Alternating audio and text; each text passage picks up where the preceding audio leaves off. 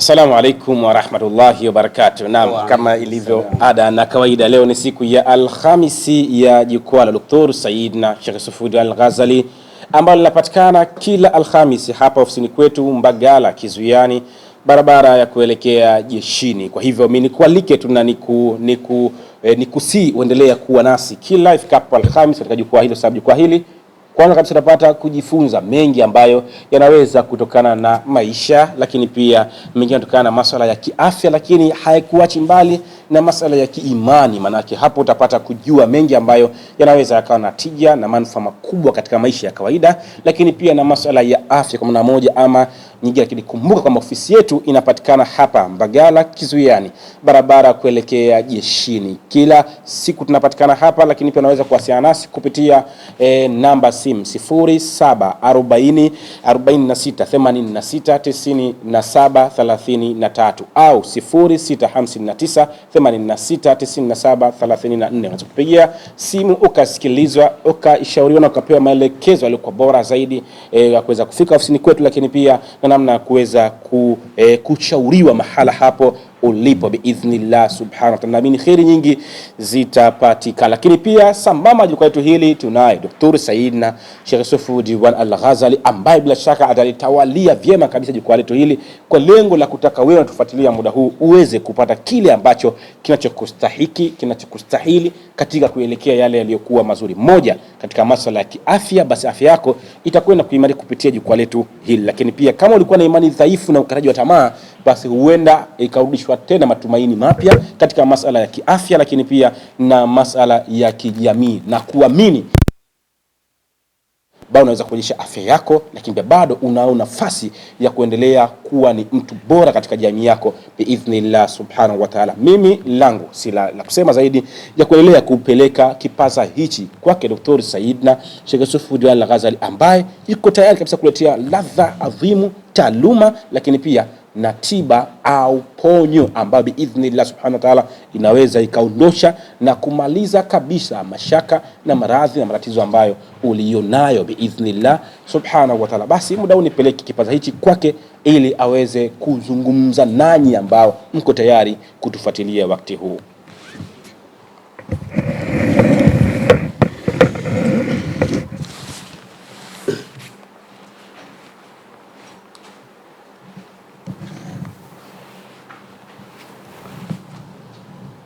طيب.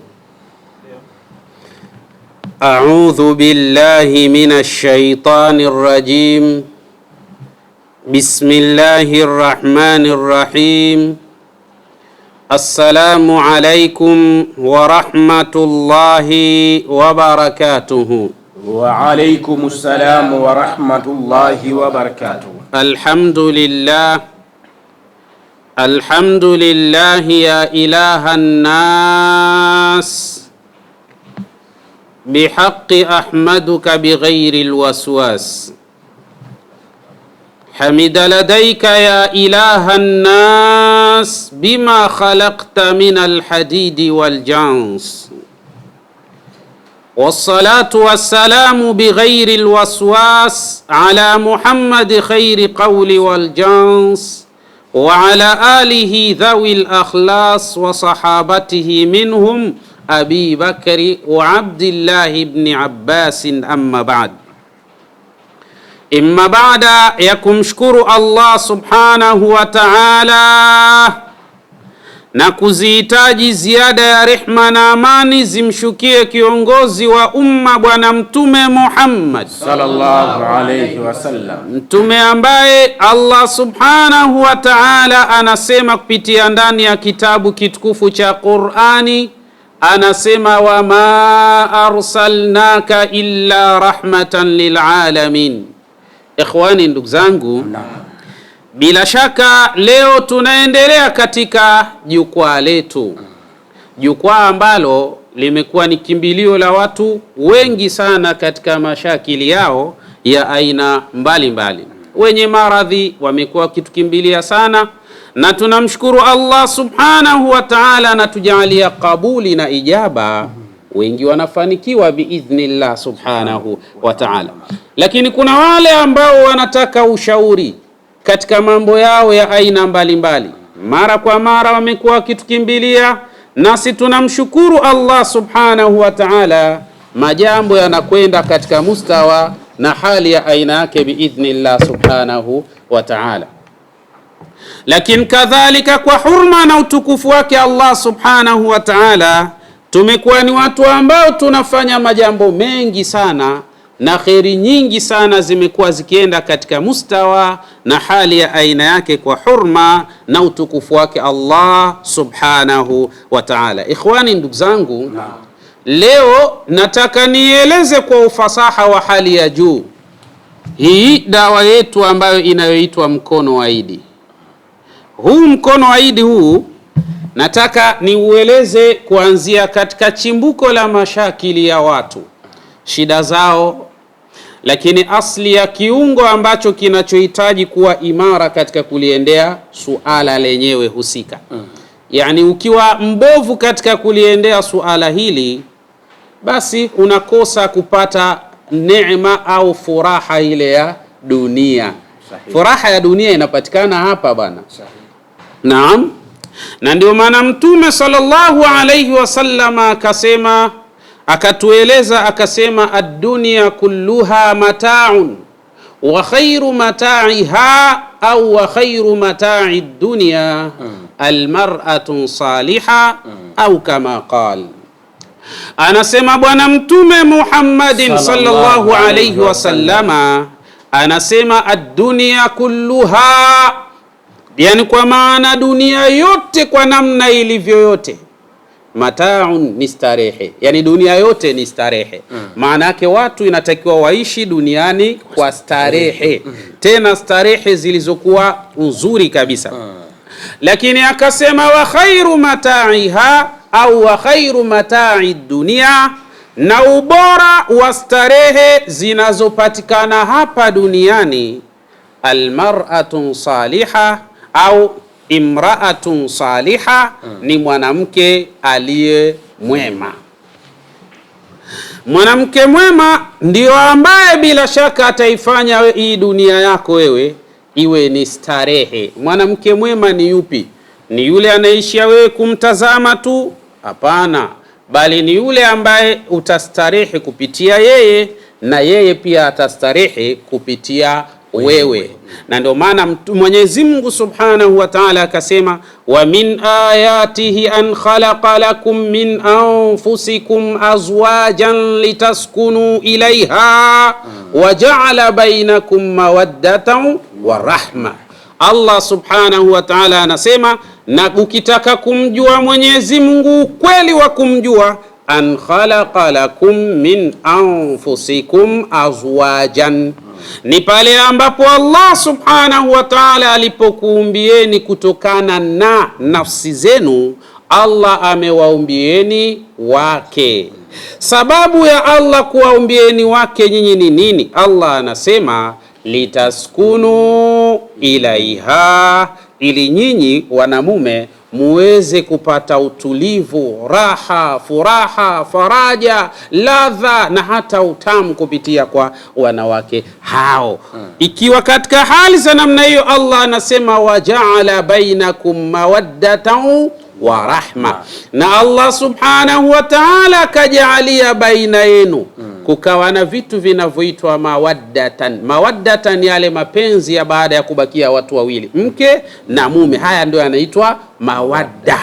Lakini wa rahma, na Allah Subhanahu wa Ta'ala akajalia rahma. Lazima mume awe ni mtu mwenye huruma kwa mke, lazima mke awe ni mtu mwenye huruma kwa mume, lazima mume awe ni mtu ambaye ana tabia ya kucheza na mke, lazima mke naye awe na tabia ya kucheza na mume wake. Hizi ni katika mambo ambayo tumeelekezwa kwa mujibu wa Mwenyezi Mungu na Bwana Mtume Muhammad sallallahu alayhi wasallam. Sasa basi, iwapo kama hivi ndivyo ilivyo, inatakiwa mwanamume awe vizuri, ndio mambo yanaweza kwenda katika hali iliyokuwa sawa sawa. Sasa leo nitaanza kuchambua kidogo au kutazama kidogo biidhnillah Subhanahu wa Ta'ala hiki kiungo rasmi kinachofanya ndoa iwe na furaha au kinachofanya ndoa iwe na faraja. Je, kimegawanywa katika sehemu ngapi kwa mujibu wa taaluma? na kinapopata madhara kinakuwaje, dalili za madhara yake yapoje, na unawezaje kunusurika dhidi ya madhara hayo biidhnillah subhanahu wa ta'ala. Hapa ndio nasema wataiyaha udhunun wa'iya, kwa maana sikio linalosikia sasa likae vizuri, na kadhalika lifungue usikivu uliokuwa bora, na sasa mazuri yatakwenda kupatikana biidhnillah subhanahu wa ta'ala. Tunasema alqadib kwa maana sehemu ya huyu mwanamume. Kimaarifa tunasema yumkinu taqsimu alqadib tashrihiyan ila thalathati ajza'in raisiyatin tashmulu kullu minhuma jidh'u walbaslatu alwusta wasaqu alyumna wasaqu alyusra. Kitaaluma tunasema yumkinu taqsimu alqadib, inawezekana kabisa kugawanya katika zile sehemu za mwanamume tashrihiyan, lakini hii ni katika ilmu ya anatomia. Anatom hii ila thalathati aqsamin, hapa panawezekana kugawanya kile kiungo chako we mwanamume katika sehemu kuu tatu. Nataka uone namna gani unaweza ukaifurahia dunia wewe kama mwanamume biidhnillah subhanahu wa ta'ala. Sehemu hizo, kuna sehemu inaitwa jidh'ul qadib, kwa maana hii jiz'ul qadib wa huwa aljuz'u alladhi yarbitu alqadiba biljismi. Hii ni sehemu ambayo Mwenyezi Mungu subhanahu wa ta'ala amemuumbia huyu mwanamume, inaanzia pale palipofungwa kiungo chenyewe cha huyu mwanamume, yani pale panapoanzia kile kiungo cha huyu mwanamume biidhnillah, inaitwa jidh'ul qadib biidhnillah subhanahu wa ta'ala. Hii sasa jidh'ul qadib imetengenezwa katika utaratibu gani, ili tuone kama utapata madhara yatakuwa ya namna gani na vipi unaweza kujinasua, kwa sababu kuna taaluma ambayo inasema a'rif qabla an tataqaddama ila al-ilaj. Jua kwanza tatizo lako wewe nini kabla hujaanza kukimbilia katika matibabu. Kwanza jua shida yako wewe ni kitu gani. Ukijua shida yangu ni kitu fulani, ni rahisi sana kufikia katika ilaj, kwa maana katika matibabu yaliyo bora na yenye kuleta natija biidhnillah subhanahu wa ta'ala. Usikimbilie tu kwenye matibabu. Bila shaka tafuta sana kwanza kujua nini shida yako. Baada ya kujua nini shida yako, utaweza kujua ni vipi unaweza kuimaliza shida yako biidhnillah subhanahu wa ta'ala. Kwa yatakawanu min thalathati ajza'in min ansiyati al-intisab wa hiya al-baslatu al-wusta wasaqu al-yumna wasaqu al-yusra. Katika ilmu ya anatom tunasema ya kwamba hii jidhu, sehemu ya huyu mwanamume, nayo imejitengeneza katika sehemu ngapi? Tatu. Min ansiyatil intisab, na hii inaitwa ni tishu, ndizo zinazofanya kazi ya kumfanya huyu mwanamume kuinuka vizuri na kuwa imara, hasa pale ambapo anapotamani kuwa na mkewe katika kuzipata zile mawadda wa rahma biidhnillah subhanahu wa ta'ala. Hapa ndo kwenye raha yenyewe, ndio kwenye dunia yenyewe. Ukilikosa jambo hili, au shakosa raha za dunia wewe. Ukikosa performance nzuri katika jambo hili, basi tena wewe unakuwa ni mtu ambaye umepoteza ladha ya dunia, umepoteza uhakika wa dunia yenyewe. Katika ndio maana mtu bora asiwe na mali, lakini awe imara katika kuliendea jambo hili. Mambo yatakwenda katika hali iliyokuwa sawa sawa. Sasa hizi tishu ambazo miongoni mwa kazi zake min ansijatil intisab, ndio tishu ambazo zinaweza kumfanya huyu mwanamume akawa imara. Hapa pia kuna vitu vinavyoitwa albaslatul wusta, alafu kuna kitu kinachoitwa asaqul yumna, na kuna kitu kinachoitwa asaqu al-yusra. Tukizungumza al-baslatul wusta ni nini? Bil idafati ila al-adalati al-askiyati al-kahfiyya wal adalati al-basliya al-istifanjia. Kuna sehemu ambazo Mwenyezi Mungu Subhanahu wa Ta'ala ameziumba kwa huyu mwanamume, nazo zinakuwa katika hali ifuatayo. Tunaposema ansijatul intisab, kwa maana ile misuli inayofanya kazi ili huyu mwanamume awe imara, hiya ansijatun mumtaddatun min jidhri alqadibi mas'ulati an huduthi alintisabi natijata tadafuqi dami ila dakhiliha.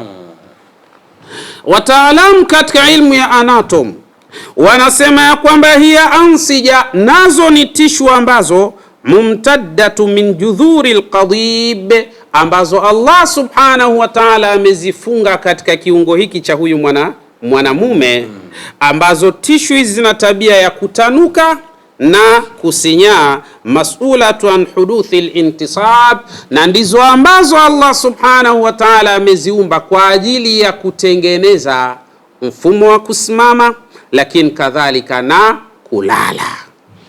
Mmoja katika mashekhi zangu alinipigia simu akanambia, shekhe, nimeuona mkono wa Idi ukielezwa mara kwa mara. Anasema na mimi nautaka bwana. So unajua shekhi wangu, katika umri ambao tulokuwepo sisi, sasa hivi bwana mkubwa yule yupo katika hatua ya kwenda katika rukuu. Sasa akifika sijida itakuwa mtihani tena bwana.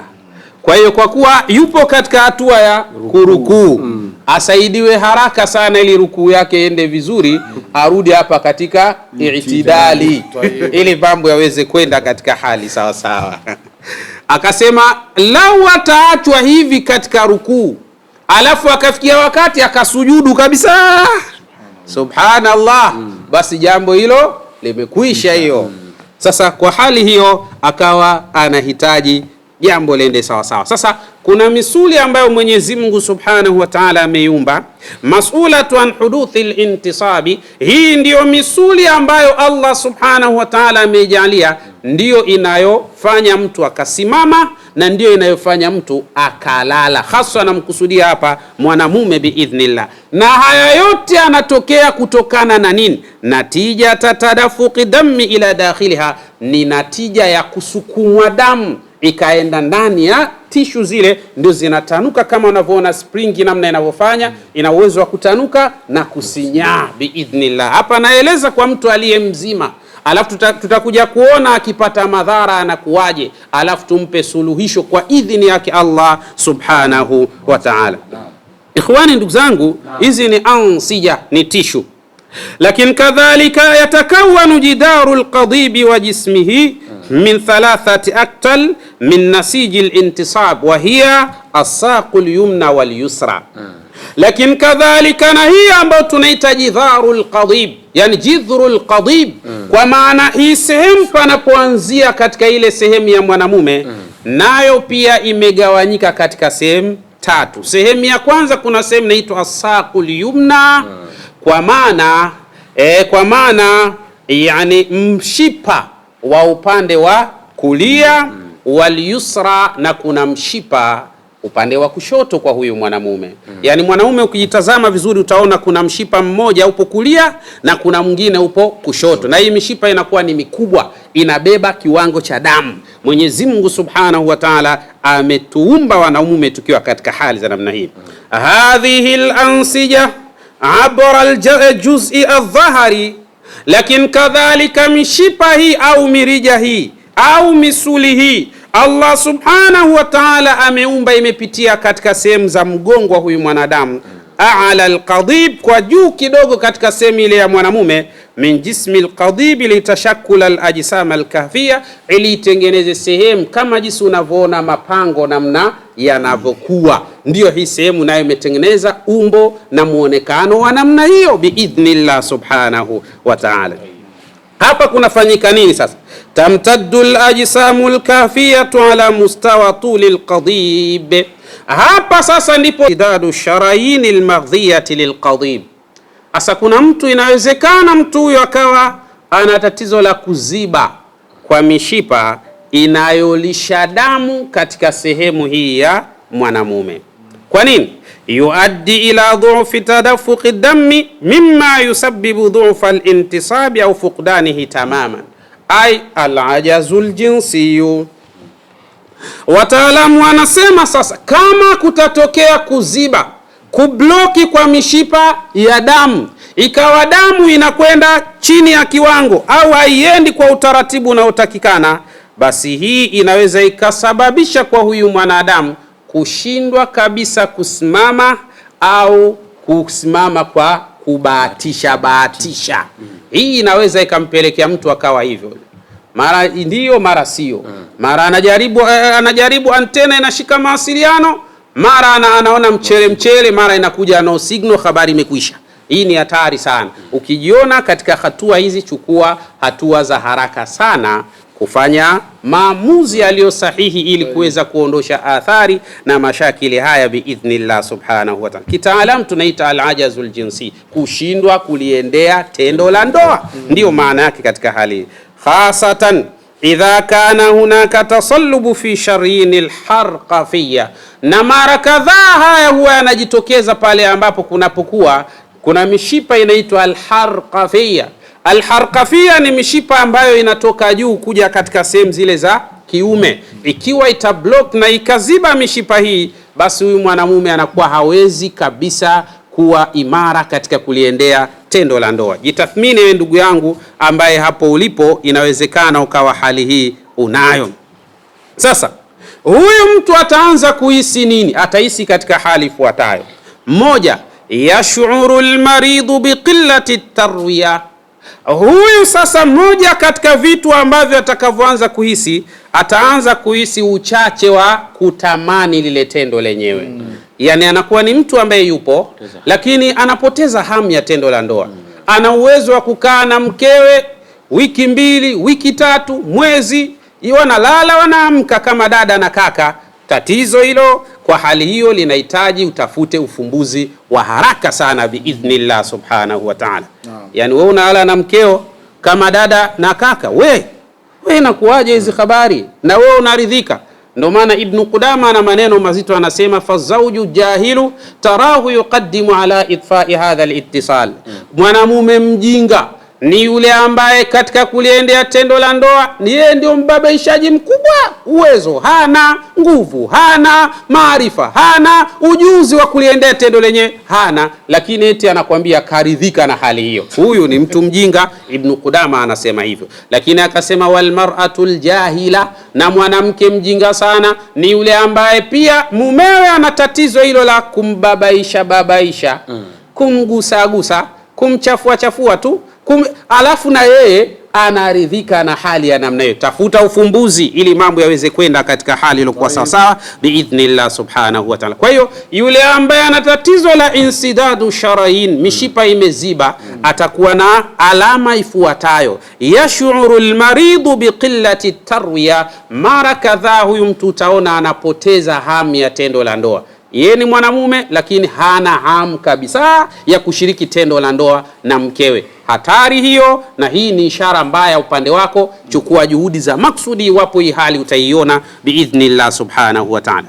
Wa ahyana alamun, lakini na mara kadhaa inawezekana kwa mtu wa namna hii akawa anasikia maumivu katika sehemu zile za kiume, yani sehemu za mwanamume zinazozunguka maeneo yale. Anaweza ishara ya pili akawa anasikia maumivu. Huyu ana insidadu sharain. Ujue mishipa imeziba, kwa hiyo damu haiendi au inakwenda kwa kiwango kidogo katika maeneo yake, ndio anapata maumivu katika maeneo yanazunguka sehemu hizo. Jitathmini vizuri ili upate fursa ya kumaliza tatizo lako.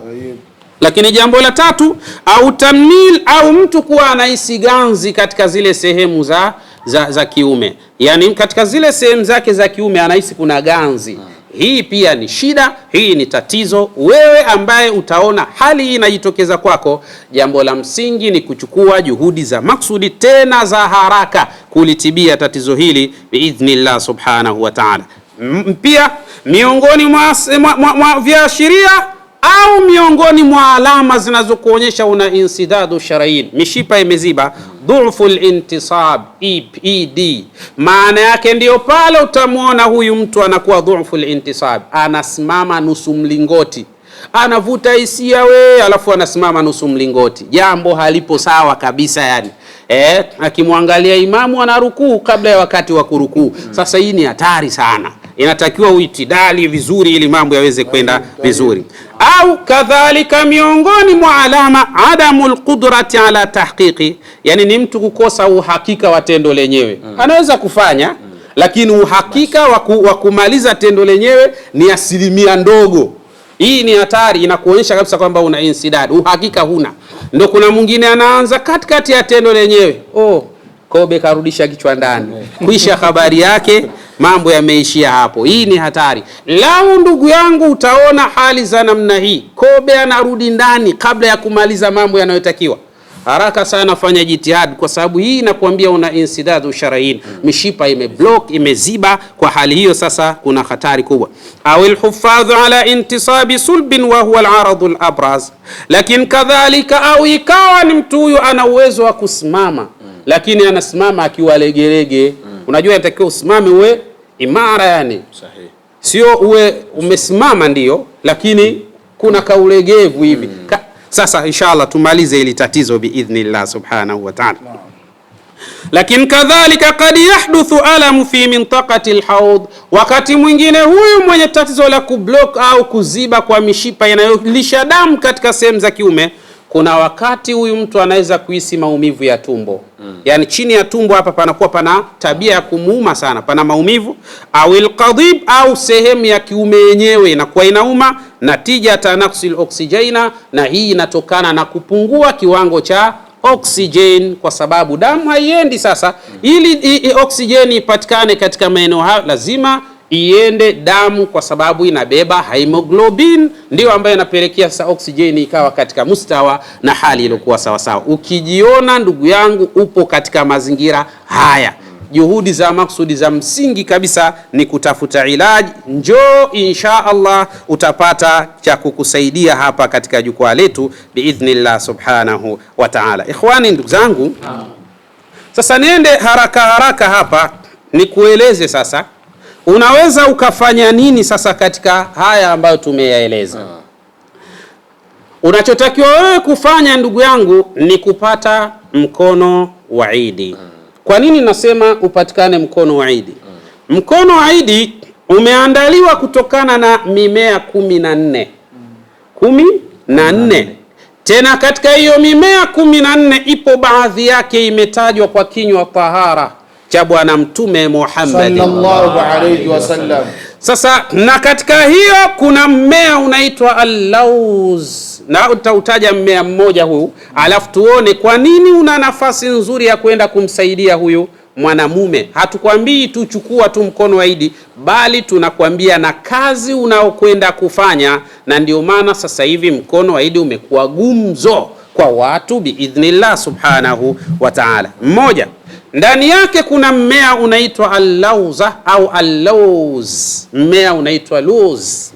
Yuaddu al-lauzu min afdali ghidha'i liljins wa yahtawi ala al-adid min al-amlahi al-ma'diniyah al-hamma. Wataalamu wa ilmu tashrih, masala ya anatom, miamba hii inasema inafahamika na kutambulika ya kwamba hii al-lauz kwa maana iliyo mmoja katika mjumuiko wa viambata vilivyotengeneza mkono wa Idi, afdalu ghidhain, kwanza ni chakula bora. Lauz ni chakula bora liljinsi, hasa katika uimara wa tendo la ndoa. Kwa nini? Wayahtawi ala aladidi min alamlahi almadiniya, kwa sababu Allah subhanahu wa ta'ala amejalia lauz, Mwenyezi Mungu ameijalia imehifadhi kiwango kikubwa kabisa cha chumvi au maadini chumvi, tena yaliyo muhimu kabisa lisihati aljinsiya, kwa afya ya tendo la ndoa biidhnillah subhanahu wa ta'ala. Lauzi ambayo ni moja kati ya mimea 14 iliyotengeneza mkono wa Idi, Allah subhanahu wa ta'ala amejalia lauz, ndani yake ina madini chumvi ambayo ni muhimu sana katika afya ya tendo la ndoa biidhnillah subhanahu wa ta'ala. Kazinki, kama vile maadini ya zinki ni aina ya chumvi muhimu sana inayotengeneza afya katika suala la tendo la ndoa. Wasailinium, na ndani ya lawz Allah subhanahu wa ta'ala amejalia ina maadini chumvi yanaitwa sailinium wa vitamin E, na kuna vitamin E biidhnillah subhanahu wa ta'ala. Yuaddu yahtaju ila aljismi, lakini kadhalika mwili wa mwanadamu unahitaji watamalu ala ta'zizi aljihazi almannai. Kwa hali hiyo lawzi ambayo ipo katika mjumuiko wa mimea 14 iliyotengeneza mkono waidi ina nafasi bora sana sana sana katika kuzifanya kuwa imara sistimu nzima ya kinga katika mwili wa mwanadamu. Yani sio wewe unatumia tu mkono waidi ukahisi kwamba utakuwa imara katika tendo la ndoa tu. La, bal kadhalika hata zile chembe chembe kinga unazifanya kuwa imara katika mwili wako biidhnillah subhanahu wa ta'ala. Unaanzaje kukosa mkono waidi ndugu yangu? Bila shaka mambo ni moto kwa idhini yake Allah subhanahu wa ta'ala. Lakini yusaidu lawzu ala tadafuqi dami fi ludwi atanasuli almadhkuri mimma yuaddi ila taqwiyati alintisab. Wataalamu wanasema basi lawzi inasaidia sana katika nini? Ala tadafuqi dami fi ludwi, ya kuifanya damu ipelekwe vizuri katika kiungo tanasuli, viungo vya uzazi.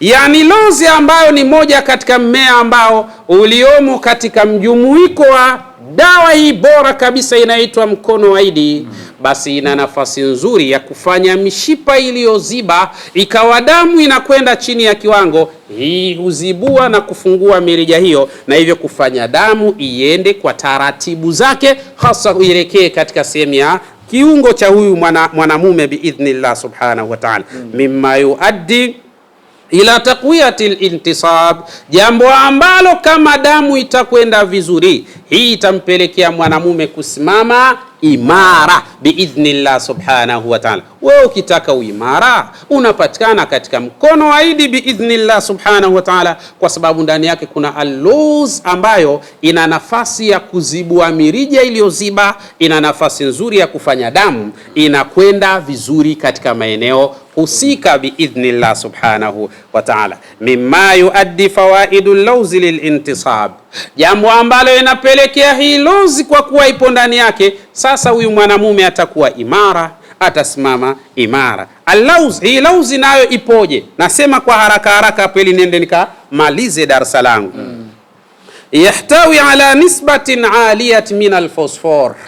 Allah subhanahu wa ta'ala amejalia hii lawz ina kiwango kikubwa kabisa cha madini ya fosfor, bitali yusahimu fi rafi raghbatil jinsiyya.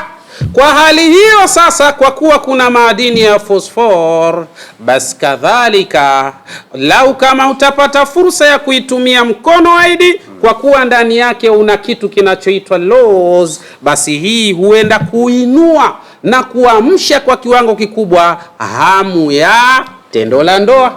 Tumeona katika ilmu ya tashrihi ya anatom ya kwamba kama mirija itaziba na ikawa damu haiendi katika maeneo husika kwa utaratibu bora, hii itapelekea mtu kupoteza hamu ya tendo la ndoa. Lakini kwa kuwa lawz ina madini ya fosfor, basi na ni moja katika mmea ambao upo katika viambata vya mimea 14 viliotengeneza mkono waidi, basi kadhalika hii itakuwa ni mujarrab sana katika fi rafi'i raghbatil jinsiyya, katika kunyanyua hari na hamasa katika kuliendea tendo la ndoa. Wewe ambaye unataka kuliendea tendo la ndoa kwa ustadi na ubora wa hali ya juu, mkono waidi ni mujarrab sana, na ndio maana umekuwa gumzo biidhnillah subhanahu wa ta'ala. Bado wewe tu ndio hujaipata mkono waidi, fanya sasa uweze kuipata ili mambo yaweze kwenda katika hali kwa sawa sawa.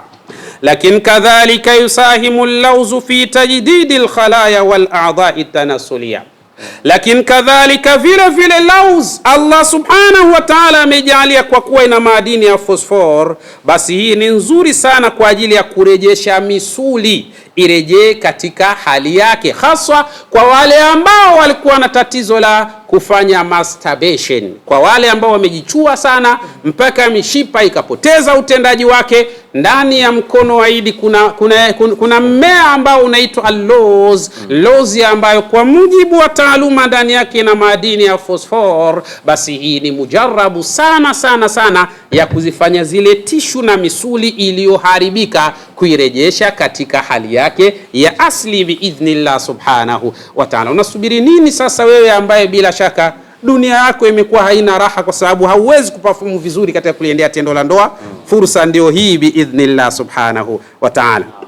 Lakini yazidu lawzu fi taqati alkulliyati biljismi, kama hilo halitoshi, lauzi ambayo Allah subhanahu wa ta'ala ameijalia ni moja katika mimea ambayo iliyotengeneza kwayo dawa hii bora inaitwa mkono wa Idi. Hii ni mujarrab sana, vile vile ina uwezo mzuri wa kutengeneza nishati, kwa maana ikatengeneza uchangamfu na hari na amsha katika kuliendea tendo la ndoa. Usiwe mzembe bana katika kuliendea tendo la ndoa. Tendo la ndoa linataka mtu imara, tendo la ndoa linataka mtu madhubuti, tendo la ndoa linataka mtu machachari, ili awe mchangamfu, mambo yaweze kwenda katika hali iliyokuwa sawa. Usilale katika tendo hili. Hili tendo linataka mtu mchangamfu, linataka matu ambaye yuko makini, ambaye anaweza kuliendea kwa usahihi wa hali ya juu biidhnillah subhanahu. Sasa wewe babaisha wakusaidie wahuni pale nyumbani. Mungu atulinde na atunusuru.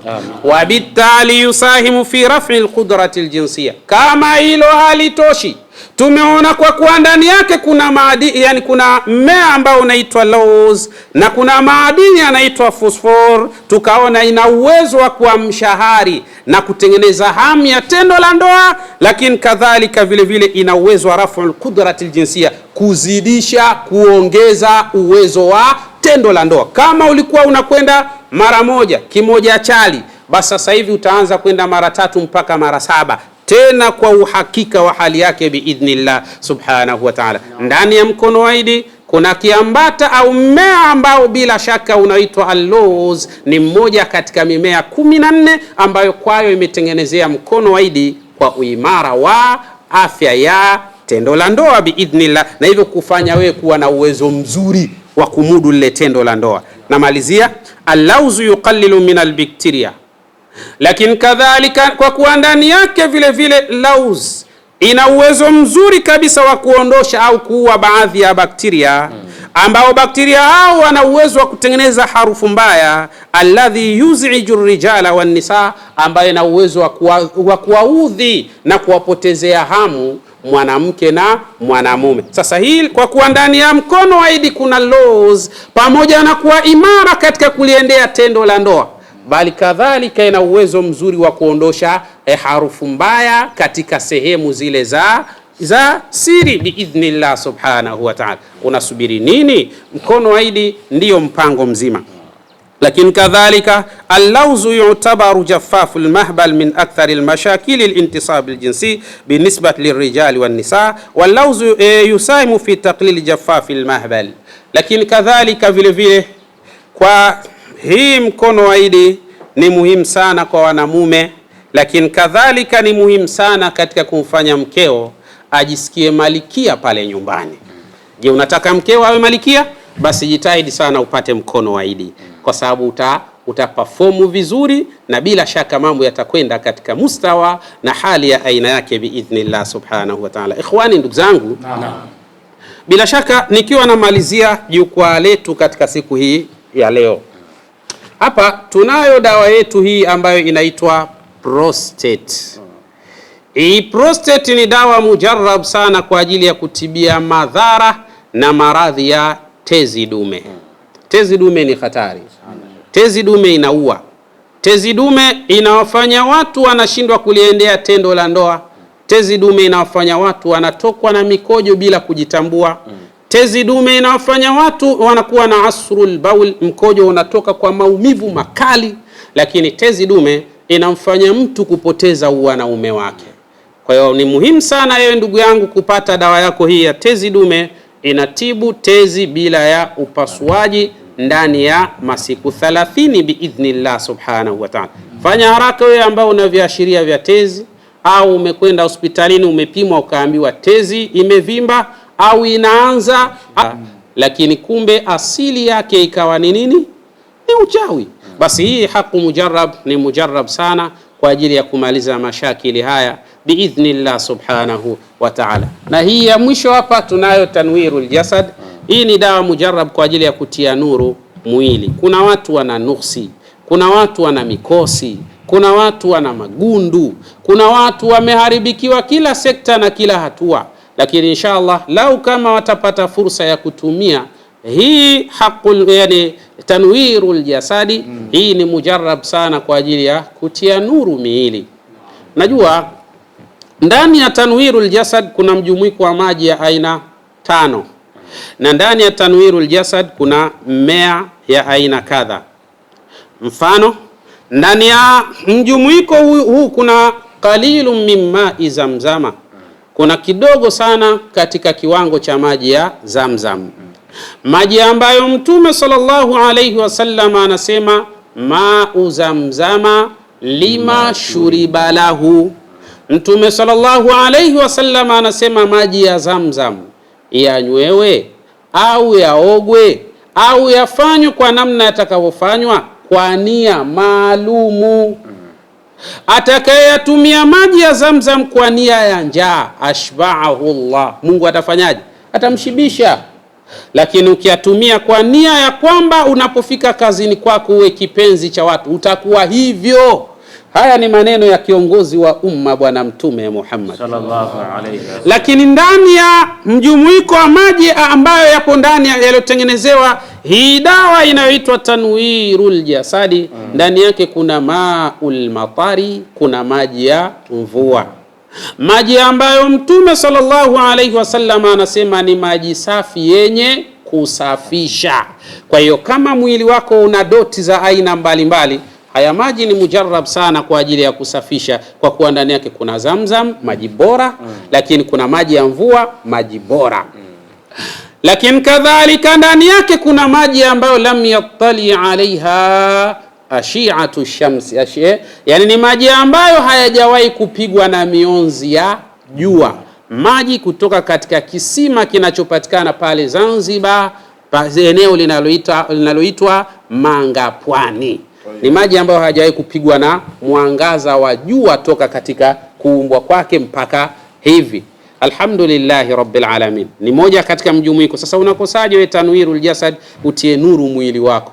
Allah subhanahu wa ta'ala anapenda wale ambao wanafanya vitu kwa asbabi. Kupitia asbabi hizi huenda Allah akakujalia kila la kheri kwa hurma na utukufu wake Allah subhanahu wa ta'ala. Ikhwani, ndugu zangu, nafikiri kwa sasa mimi nitakuwa nimeishia hapa katika jukwaa letu siku ya leo biidhnillah subhanahu wa ta'ala.